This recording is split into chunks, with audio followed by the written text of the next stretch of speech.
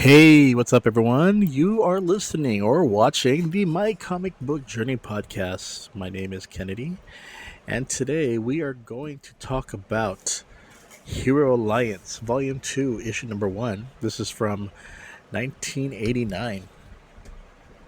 So, this one's written by Kevin Juaire, David Campiti, illustrated by Ronald Lim, inker Keith Williams, lettered by Bill Oakley.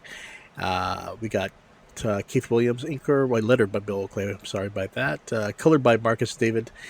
And yeah, let's go ahead and start. So I know I've talked about Hero Alliance numerous times of how it has had difficulty in finding a home.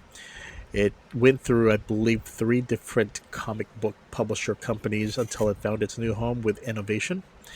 And this is where it would, I think this is probably the best thing for this comic book, that it was with a company that was definitely one of the top independent companies of the 80s, late 80s.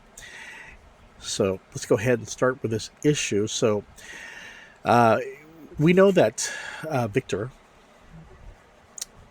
who is the protagonist, he now has to find heroes that will be part of his new superhero team, and still having a hard time, with all this, because again, the pressures of being a hero, and everyone is wanting him to be available and to help them when he can only do so much. One time he's flying and he's just thinking about things because of the pressure, and he sees a little girl crying.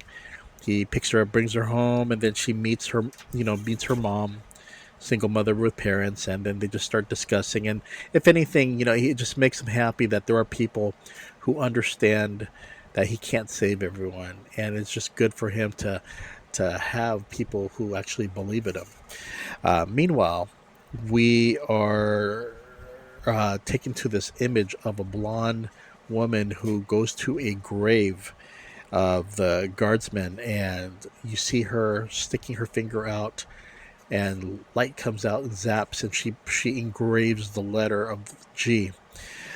Meanwhile, the story shifts to Marcus, the evil son of the Golden Guardian.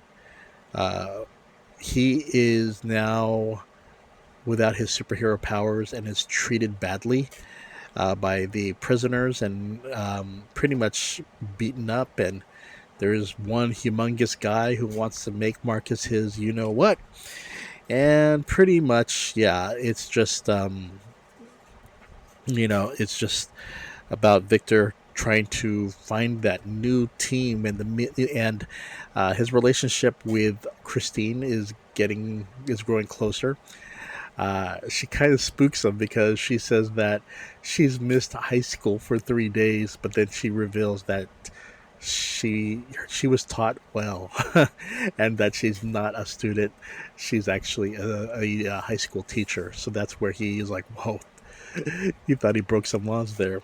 Meanwhile, what Marcus is visited by this blonde woman, and doesn't know who he is, and pretty much tells her to get the F out. And she was so upset by his behavior that she flings her power towards him.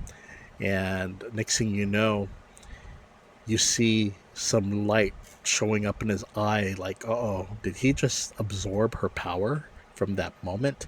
So pretty much then you just start to see the other potential heroes, people who have different styles, and just wondering, man, are they going to gel together to make a superhero team? And I think that's where this issue is headed. This number 1 issue is about the formation of the Hero Alliance.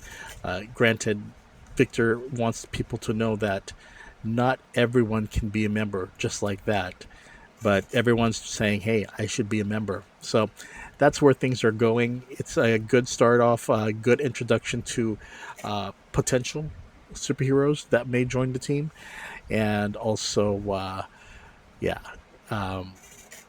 just a reminder of to Victor that if he's going to start a team again, he needs to be serious about it and make sure that he's also there to protect his team, because that's one thing that after being part of the Guardians and having trying to form a super group before and just leaving it up to them because he felt that they have their own special powers and he's busy as it is, and seeing them just demolished or massacred, he just doesn't want to happen again.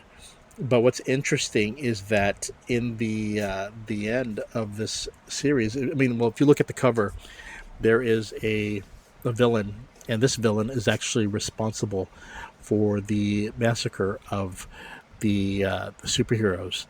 And you kind of learn of how easy it was for him to do that. He starts to brag, and Victor is about to lose it, about to, you know, destroy this guy. But if anything, this is a very interesting story, very good issue number 1. Definitely check it out.